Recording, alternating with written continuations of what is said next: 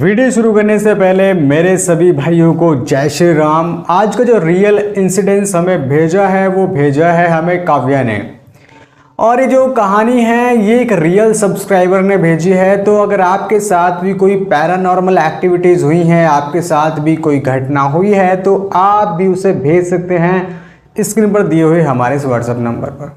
अगर आपकी कोई कहानी हमें बहुत ज़्यादा इंटरेस्टिंग लगती है और लगता है कि उस कहानी से लोगों को कुछ सीख मिलने वाली है, कुछ ना कुछ लोगों को समझ में आने वाला है, तो हम आपकी कहानी को भी अपने YouTube चैनल पर दिखाएंगे बाकी लोगों को, ताकि वो इन एंटिटी से, काले जादू से, ब्लैक मैजिक से, या फिर कहें कच्चे कलुए से, डायन चुड़ैल राक्षस, इन चीज़ों से बच सके और अपनी लाइफ को सेव करके रख सकें, अपने और अपनों का ख्याल रख सकें।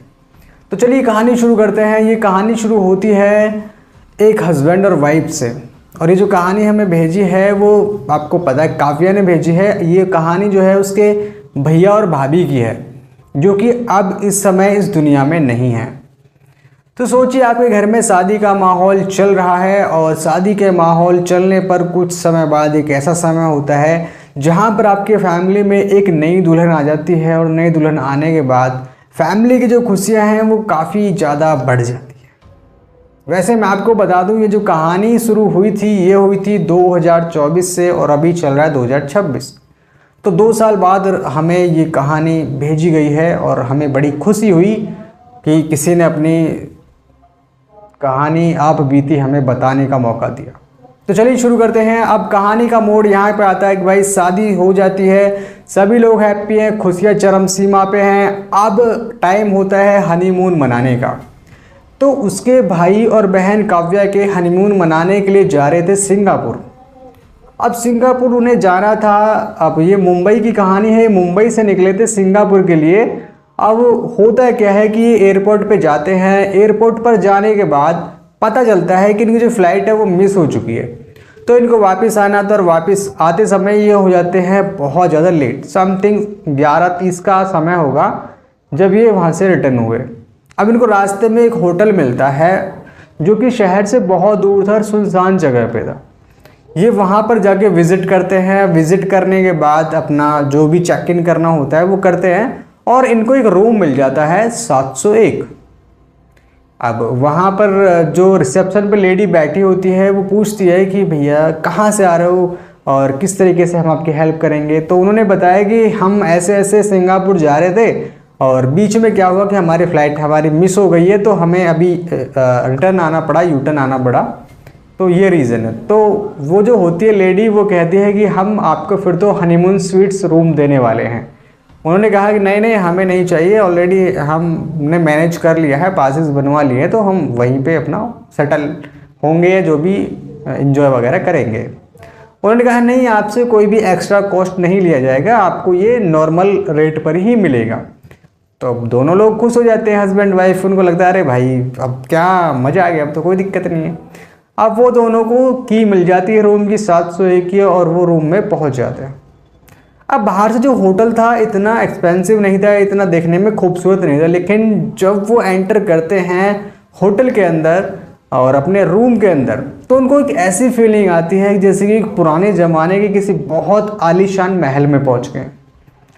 अब होता क्या है कि जो काव्या होती है और जो उसकी नई भाभी है, वो नई भाभी उसको कॉल करती है, वीडियो कॉल करती है, और उसको बताती है कि ऐसा ऐसा हुआ है, फ़्लाइट हमारी मिस हो चुकी है, तो हम कल आएंगे, सुबह घर आएंगे और देखते हैं नेक्स्ट फ़्लाइट हमारी कब होती है।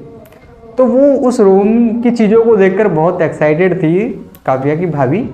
तो वो उसको एक एक चीज़ दिखा दी रूम की। देखो रूम में ये तस्वीर यहाँ पे लगी हुई है, ये झूमर है, बहुत एक्सपेंसिव है। और तो काव्या को भी काफ़ी अच्छा लगता है कि भाई सही है, सस्ते में तुम्हें अच्छा रेट मिल गया। आप उसमें ऐसी मजाक करते हैं और अपना सोने की तैयारी लग जाते हैं। उनका डिनर विनर आ जाता है शाम को, तो वो अपना जो भी खाना वाना खाते हैं, नाइट खाना वो खा लेते हैं, और खा के वो सो जाते हैं।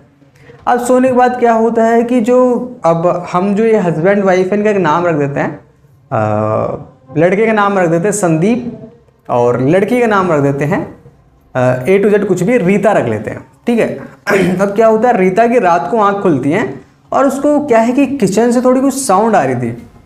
अब वो किचन में जाती है फॉलो करते करते, और किचन में जाने के बाद कुछ नहीं दिखता उसको, वो नॉर्मल आके सो जाती है दोबारा। अब उसको फिर से साउंड आती है समथिंग 1:30 बजे के आसपास। वो फिर से किचन में जाती है और वहाँ पे जाके देखती है एक चाकू होता है जो कि खून में सना हुआ है, जो कि उसको दिखा रीता को। अब रीता अपने हस्बैंड को जगाती है, उसको आवाज़ मारती है संदीप को कि संदीप संदीप संदीप यहाँ पे ये नाइफ है और ये खून में सना हुआ है। संदीप वहाँ से उठ के आता है कि क्या दिमाग ख़राब हो गया, इतनी रात में क्या हुआ। वो देखता है कि भाई वहाँ पे तो कुछ नहीं है, जो कि ये चीज़ रीता को दिख रही है। कुछ नहीं, दोनों का वहम होता है। वो यहाँ पे सो जाते हैं। अब सोने के बाद क्या होता है, इस चीज़ को 1 दिन बीत जाता है, 2 दिन बीत जाता है, 3 दिन बीत जाता है, 4 दिन बीत जाता है। अब 4 दिन होने के बाद जो काव्या थी उसके पास कोई खैर नहीं है, कोई खबर नहीं है। 4 दिन से ये लोग अपने घर पे नहीं पहुँचे। होटल से इन्होंने अपना पास वगैरह नहीं लिया वापस जाने का, और उनको थोड़ी दिक्कत होने लगती है फैमिली को, भाई नई नई शादी हुई है, पता नहीं कहाँ चले गए हैं।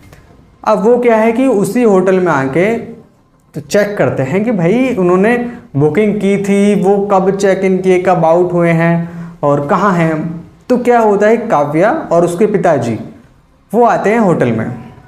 अब होटल में अपने डायरी वगैरह चेक होते हैं, रजिस्टर वगैरह चेक होते हैं, और चेक होने के बाद पता चलता है कि भाई यहाँ पर तो रीता और संदीप आए ही नहीं। भाई सबका दिमाग ख़राब हो गया, उसने तो हमें रूम भी दिखाया था, सब कुछ चीज़ दिखाई थी। अब उनको क्या हुआ कि शक हुआ होटल वालों पर। वो कहते हैं कि हम कोई दिक्कत नहीं, हम यहाँ पे रुकेंगे रात में और हम सुबह चले जाएंगे, हम लेट हो गए हैं। मैनेजर ने कहा ठीक है कोई दिक्कत नहीं है। उन्होंने कहा है कि हमें रूम दे दीजिए, उन्होंने उनको नॉर्मल रूम दे दिया। अब वो डिमांड करते हैं कि नहीं हमें नॉर्मल नहीं चाहिए, हमें जो हनीमून स्वीट्स रूम होते हैं हमें वो रूम चाहिए। उन्होंने कहा ठीक है आप ले लो। उन्होंने रूम दिया, वो रात को आराम से सोते हैं, कोई भी उनको प्रॉब्लम नहीं होती। अब क्या है, काव्या देखती है कि ये वही रूम है या नहीं है। अब वो नोटिस करती है कि ये जो रूम है ये बिल्कुल अलग है मतलब, और जो वो रूम था वो बहुत अलग था। अब कुछ नहीं, उसको कुछ समझ में नहीं आता कि बात तो सही है यार, रूम ये नहीं है। और वो पूछती है कि भैया कुछ और भी हैं क्या रूम, स्वीट्स रूम हनीमून के लिए। तो वो कहता है नहीं मैडम यहाँ पे सिर्फ एक ही रूम है, यही है हमारा रूम। उन्होंने कहा ठीक है। अब इतनी कहानी होने के बाद बात वो सोना शुरू कर देते हैं, और यही सीन होता है कि उसको जो उसकी काव्या थी उसको कुछ बाहर से नॉक करने की आवाज़ आती है, जैसे गेट पे कोई नॉक कर रहा है। अब नॉक करने के बाद क्या होता है भैया, वो जाके देखती है कोई नहीं, कुछ नहीं है गैलरी में, कोई नहीं, गैलरी बिल्कुल खाली सुनसान पड़ी है। अब इतनी बात होने के बाद भाई थोड़ा बहुत डर लगता है कि भाई रात को ऐसे नॉक कौन कर रहा है। अब ये कहानी 2-3 बार होती है और वो 2-3 बार ऐसे उठ के जाते। उसके पिताजी सो रहे थे तो उन्होंने कहा इनको क्या जगह है अभी, जो मैं देख लेती हूँ। अब वो जाती है, जाने के बाद उसको क्या है कि एक एंटिटी दिखती है जिसका मुंह बिल्कुल जला हुआ है, गर्दन कटी हुई है और बहुत बुरी हालत है, आंखें बिल्कुल ब्लैक हैं। अब वो देख कर डरती है, चीखती चिल्लाती, उसके पिताजी उठ जाते हैं। वो कहते क्या हुआ। काव्या कहती है कि मैंने ऐसे ऐसे देखा अभी। उनका ऐसे तो कुछ होता ही नहीं है, और जो भी बात 2024 की चल रही तो है कौन विश्वास करता है। अब जिसके साथ बीतती है तो वही तो विश्वास करेगा ना, अब दूसरा थोड़ी कर लेगा। अब कुछ नहीं भाई, यहाँ पे क्या है, ये सो जाते हैं। कुछ समय बाद यही जो घटना थी उसके पिताजी के साथ हो जाती है। उनको सब मतलब यकीन होगा कि भाई यहाँ कुछ ना कुछ गड़बड़ है। और भैया उसको एंटिटी दिखे दोनों लोगों को, और वो वहाँ से उठ के भागने लगे। दरवाजे सारे लॉक हो गई, खिड़कियाँ सारी लॉक हो गई। आवाज़ मारे, कोई आवाज़ सुन नहीं रहा है, क्योंकि होटल में सिर्फ गिने चुने लोग हैं जो कि रिसेप्शन में बैठे हैं और 2-4 वेटर हैं। किसी ने आवाज़ नहीं सुनी। कुल मिला के जोर ज़बरदस्ती करके उन्होंने दरवाज़ा खोला। खोलने के बाद वो लिफ्ट में गए, और ये 7th फ्लोर की बात है, जो 701 कमरा था। वो नीचे लिफ्ट में जाते हैं, और उनकी जो लिफ्ट होती है वो ऑटोमेटिक ख़राब होती है, और लिफ्ट उनको जाना है ग्राउंड फ्लोर पे, और वो पहुंच जाते हैं बेसमेंट में। लिफ्ट पहुंच जाती थी बेसमेंट में। वो बेसमेंट में पहुंच के लिफ्ट से बाहर निकलते हैं और देखते हैं कि भाई वहाँ पर दुनिया भर का कूड़ा कबाड़ है, अंधेरा हो रहा है, लाइट बहुत ज़्यादा ब्लिंक कर रही है, और उनके भैया फट के 4 हो जाती है, हाथ में आ जाती है। अब कहानी यहाँ तक ठीक थी, डर रहे थे, सब कुछ जैसा भी है, तो मैं दिख रहा है क्या हालत चल रही होगी उन दोनों लोगों की। अब वो कुल मिला के वहाँ पे बहुत टाइम भटकते हैं। वो जो आत्मा उनका पीछा नहीं छोड़ती। वहाँ पे उनको बार बार विजन्स दिख रहे थे, ठंडी हवा चल रही थी, रोंगटे खड़े हो रहे थे, पसीने आ रहे थे, ठंड लग रही थी। फिर भी वो कुछ ना कुछ करके एक रास्ता निकालते हैं और भैया पहुँच जाते हैं ग्राउंड फ्लोर पे, और वहाँ पर रिसेप्शन पर जाकर बताते हैं कि ऐसे ऐसे बात हो गई है, हमें यहाँ पर नहीं रुकना। अब कुछ नहीं, होता क्या है कि वो बाहर आके कहते हैं हमें अब यहाँ से जाना है, हम यहाँ पर रात नहीं रुक सकते। अब जैसे ही वो बाहर निकलते हैं तो ऊपर से 2 लाशें गिरती हैं अचानक से। पहले एक लड़का गिरता है, फिर एक लड़की गिरती है। अब भाई पूरे होटल स्टाफ की हालत ख़राब।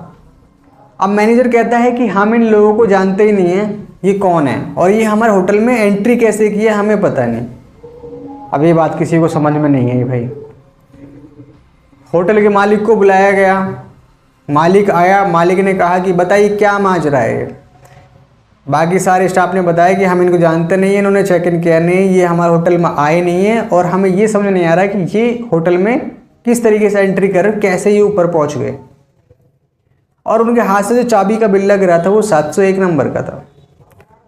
अब काव्या को थोड़ा शक होता है और वो कहती है कि भाई ये 701 कमरे का राज क्या है, मुझे 701 कमरे में लेके चलो। अब भाई जब ऐसा हादसा हुआ है, 2 लाशें तुम्हारे सामने पड़ी है, तो किसी के जाने की कैसे हिम्मत हो जाएगी। उनमें से एक समझ वाला आदमी बोलता है कि भाई ऐसा कर लो कि CCTV चेक करवा लो और पता चल जाएगा कि ये लोग कैसे एंट्री किए हैं और कौन हैं ये लोग। अब काव्या तो चली जाती है 701 रूम में और उसको भाई नए नए विज़न दिखते हैं। और विज़न में क्या दिखता है कि वहाँ पर कम से भी कम 10-12 कपल्स हैं जो उसको घेर के खड़े हुए हैं और सब बता रहे हैं कि हम अपनी शादी मनाने के लिए यहाँ पे आए थे और अब हम यहीं के होके रह गए हैं, अब हम यहाँ से बाहर नहीं निकल पा रहे। अब भाई उस बंदे की तो हालत ख़राब है ना, जो अकेला बीच में खड़ा है, चारों तरफ से घेर रखा है। अब इतनी कहानी होती है भाई, सब अपनी अपनी कहानी बताते हैं उसको कि मैं भी ऐसे आई, मैं भी वैसे आया। और कुल मिला के वो सारी एंटिटी थी, एक रूम के अंदर इतनी सारी एंटिटी चल रही थी। अब बातें बीतती हैं, वो अपना चिल्लाती चीखती है, दरवाजे नहीं खुलते। अब नीचे जो वीडियो कैमरा जो चल रहे थे, जो रिकॉर्डिंग हुई थी कैमरे में, वो सब देखने लग गए और वो सब बिजी हो गए लोग कि भाई क्या था और कैसे आए ये लोग, एंट्री कैसे की जिनकी अभी मौत हुई है। तो वहाँ पे देखता है कि वो जो आ रहे हैं 2 लोग जिनकी अभी मौत हुई है, वो दोनों लोग रिसेप्शन पे आए हैं और वो किसी से बातें कर रहे हैं और सामने कैमरे में कोई नहीं दिख रहा है, CCTV में। कोई उनको चाबी भी दे रहा है 701 नंबर की, लेकिन कौन दे रहा है ये किसी को समझ में नहीं आ रहा। अब इस होटल का क्या हाल था कि एक बहुत पुराना राज था, समथिंग 60 साल पुराना।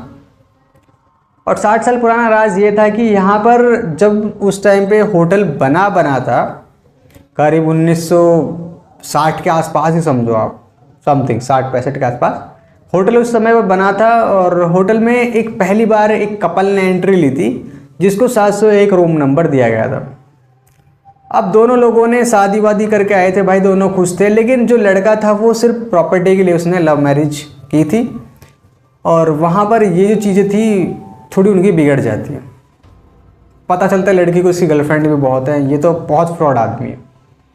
अब इस चक्कर में लड़की क्या है कि सुसाइड कर लेती है, अपने हाथ की नस को काट लेती है और ये कहानी होती है और लड़का वहाँ से चला जाता है। लड़का पैसे वाले था ऑलरेडी, तो लड़के ने पैसे के दम पे वो केस को दबा दिया।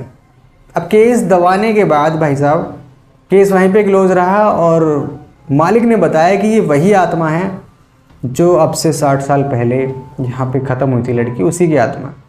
और वो यहाँ पर जितने भी नए जोड़े आते हैं शादी के, उन सबको मार देती है रहस्यमय तरीके से और उनकी लाश तक नहीं मिलती है।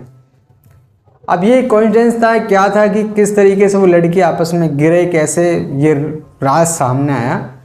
तो कुल मिला के मॉरल ऑफ द स्टोरी यही है कि भाई साहब कहीं भी अगर तुम जाते हो तो एक बार छानबीन थोड़ी पड़ताल जरूर कर लें और थोड़ा समझ में आना चाहिए कि ये होटल ठीक है, ये जिस जगह पे हम रुक रहे हैं वो ठीक है नहीं।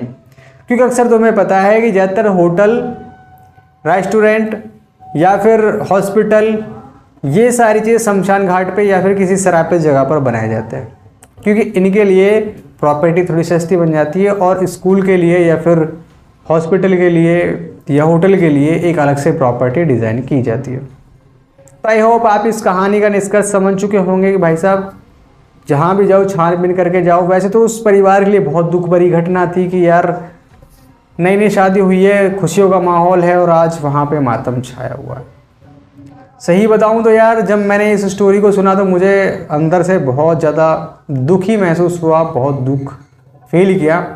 तो अगर आपके पास भी कोई ऐसी कहानी है, कोई सच्ची घटना है, तो स्क्रीन पर मेरा नंबर है, आप इस पर व्हाट्सएप पर मैसेज करके अपना वॉइस मेल कर सकते हैं और हमें अपनी आप बीती बता सकते हैं और मैं उसे नरेट करूँगा अपनी आवाज़ में, लोगों को समझाने की कोशिश करूँगा अपनी आवाज़ में। तो आई होप आपको ये स्टोरी काफ़ी पसंद आई होगी। अगर आपको स्टोरी थोड़ी सी पसंद आई हो तो इस वीडियो को आप लाइक ज़रूर कर सकते हैं। चैनल पर नए हैं तो सब्सक्राइब भी कर लेना। आज के लिए इतना ही, मैं मिलूंगा आपसे किसी नई वीडियो में नए किस्से के साथ। आज के लिए इतना ही, बाय बाय, टेक केयर, धन्यवाद।